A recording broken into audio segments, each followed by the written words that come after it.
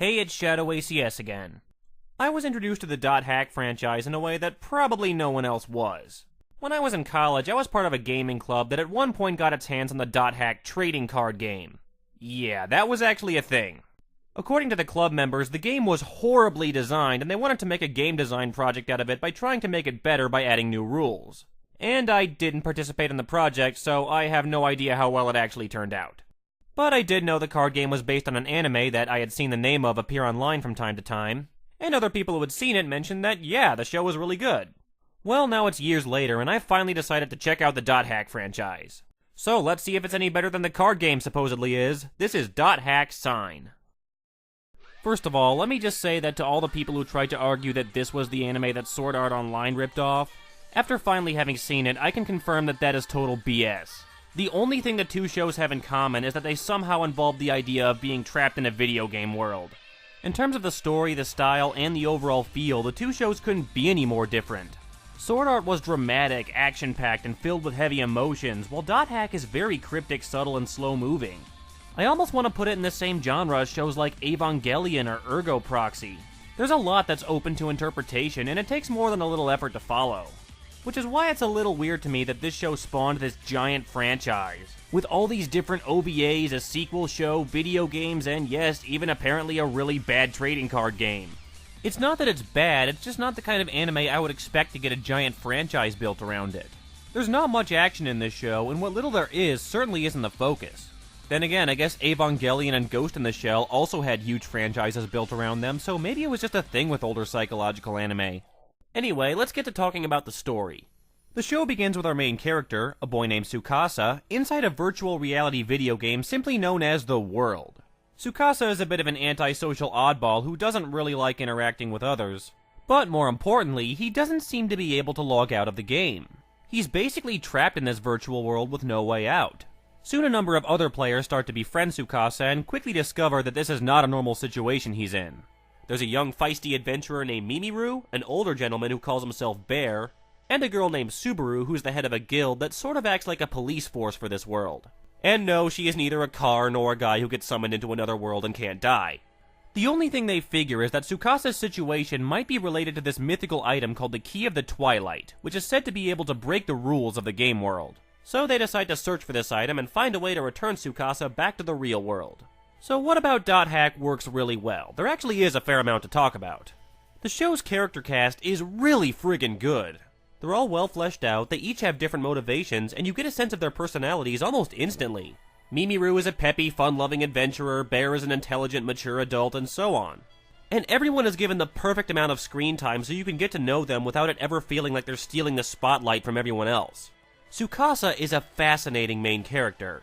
He's not at all your typical lead. He's standoffish, he pushes people away from him, he even comes off as kind of mean sometimes. But you can tell he's not doing it out of any malicious intent, he's just a socially awkward kid who doesn't really know how to interact with people and likes being alone. He's led a traumatic past and just doesn't want to deal with people anymore. In fact, for a good portion of the show, he almost doesn't want to leave the game world. He instead just wants to stay cooped up in his own little corner of the game where he can't be bothered by anyone. And given how there's a lot of people who use video games for exactly that reason, it's almost like he's trying to escape within a world of escapism. Isn't that kind of interesting? And the show never goes into too much detail about what's happened to him in the past, but it's just enough that you totally get why he's acting this way. I know I've chastised characters like this who are supposed to be socially awkward and kinda wimpy as being really annoying, but this is the first anime I've seen that really gets how to portray a main character like this. How to make their actions and their struggle feel realistic, and how to get the audience to sympathize with them. I also enjoy the friendship between Tsukasa and Mimiru. I like the way Mimiru sort of teases him, and sometimes is a little annoyed at him, and kind of understandably so. But she's also fascinated by him and feels for his situation, so she reaches out to help him, becoming the first real friend he's ever had. There's also a sort of comic anti-hero in the show named Sora, who's basically this game's version of an internet troll. The way he's constantly annoying everyone and never taking anything seriously, I have to admit, is pretty damn entertaining. One thing about the show you know I'd enjoy is that there's a really good romance between Tsukasa and Subaru. I know that's maybe kind of a spoiler since it doesn't really happen until the last third, but the ending credits kind of give it away anyway, with things like this image of Subaru standing atop Tsukasa's staff, and besides, it's something I really want to talk about.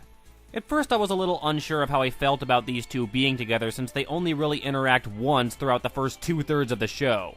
And yet they make it out like Subaru still feels drawn to Tsukasa after that one small encounter. It almost felt a little too Disney-ish to me.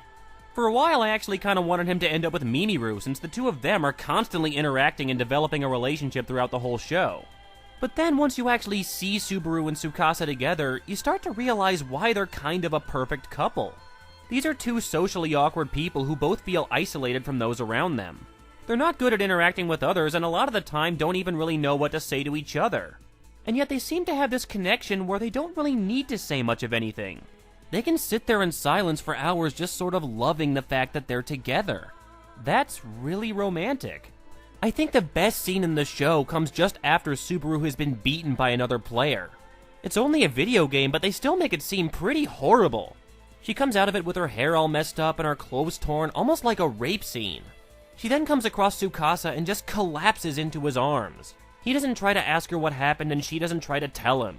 She just says stay like this for a little while, and the two of them do. Like all that matters is that she feels safe now that they're together. So you might have noticed that the things I like the most about this anime are all related to the characters and the relationships they share with each other. The story, on the other hand, I kinda have more mixed feelings about.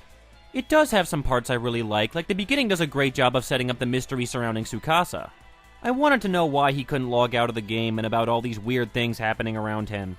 And there's even some really good cliffhangers, like the episode where he gets captured by the Crimson Knights. And the last third of the show, starting with the Tsukasa-Subaru romance, is also pretty strong all the way to the end. I'll admit it does get kinda hard to follow at times, but even when I couldn't understand everything that was happening, there was still this sense of intensity and importance to it. During the climax, I left every episode wanting to see the next one. But honestly, it's the middle of the show where they actually have to go searching for the Key of the Twilight where I think it kinda goes downhill. It's not that it's awful, it's just kind of boring and confusing. There were a lot of dialogue-heavy parts where I kinda felt like I had to pause the video and backtrack for a bit to get a sense of what was actually happening. And there's a lot of parts where they go on about the history of the world and how the game works and how players transport themselves to different servers, and yeah, I really felt like I could care less.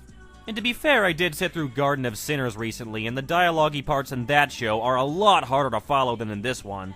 I felt like I usually understood what was happening and what the characters were doing, I just didn't always get why they were doing it.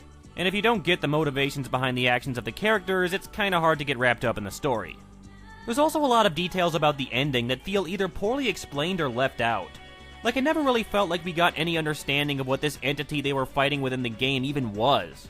At first I was really going to criticize this, but then I realized this is one of the things they go into a lot more detail about in the .hack OVAs, like .hack Liminality. And don't worry, we'll get to them later. On one hand, I guess I am glad that an explanation does at least exist, but at the same time, I still wish they just properly wrapped everything up in this show. Having to watch a bunch of OVAs just to figure out everything that happened kinda feels like homework to me. Another thing about the show that I also kinda take issue with is the fact that the animation really isn't that good. I already mentioned how there's little to no action in this show, which I don't really have a problem with, but I do take issue with the fact that there's also little to no movement. Most of the time you're just looking at still images of characters talking, occasionally with a camera panning over it.